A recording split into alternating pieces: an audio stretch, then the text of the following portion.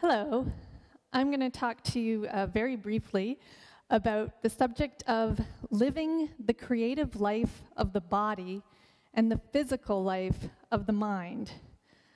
Traditionally, it's been common practice to separate the body from the mind, to believe that we run with our legs and that we solve moral dilemmas with our brains, to attribute certain kinds of behaviors to creative thinkers and other kinds of behaviors to those who are physically strong, to keep the jocks and the warriors on one side of the fence and the artsies, the poets and musicians on the other side of the fence. And in fact, we also believe we can teach the fundamentals of gymnastics and basketball in a gym class and teach aesthetics and theories of literature, narratology in an English class. What do we actually gain by these divisions? Well, I would say that we gain a certain kind of focus, the ability to create solid definitions, a common vocabulary, and that we end up being in a room with other people who share a lot of our common values and beliefs. But what do we lose by these divisions? I think we lose an awful lot more, in that we lose the ability to see how one area of knowledge can contribute in fascinating ways to another area of knowledge, the ability to find correspondences and parallels and use those to actually become more innovative. I believe that you can learn a lot about physical practices by looking at mental practices and vice versa. A literature professor can actually be an asset in a gym class, believe it or not, and vice versa.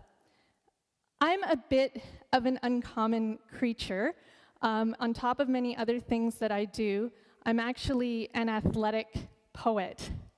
And what this means is that I have written dozens and dozens of poems on dozens of summer sports and winter sports. I was the Canadian Athletes Now Poet in Residence for the Vancouver Olympics and Paralympics, and I resumed the position for the London 2012 Olympics and Paralympics.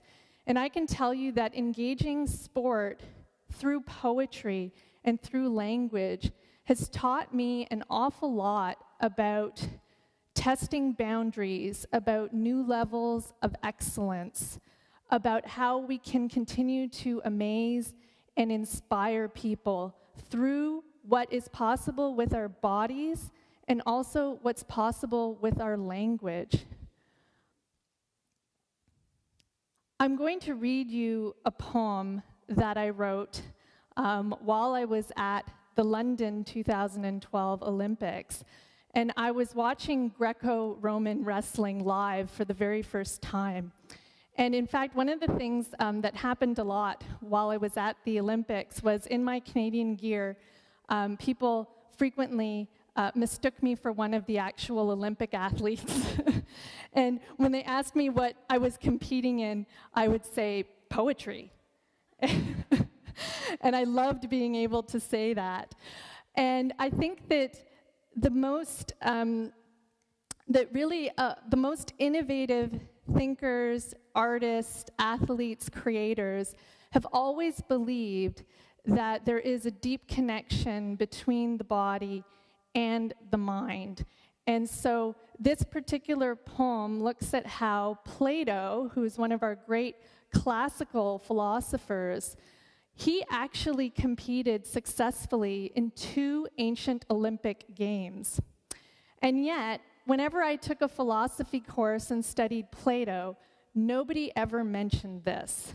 And so I wrote this poem to kind of ask the question of why did nobody mention this, when I think it's also important to figure out when it's advisable for the body to take precedence over the mind, and when it's also advisable to listen to your brain instead of your body in certain situations.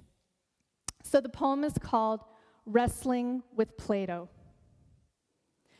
Few professors willingly admit this fact.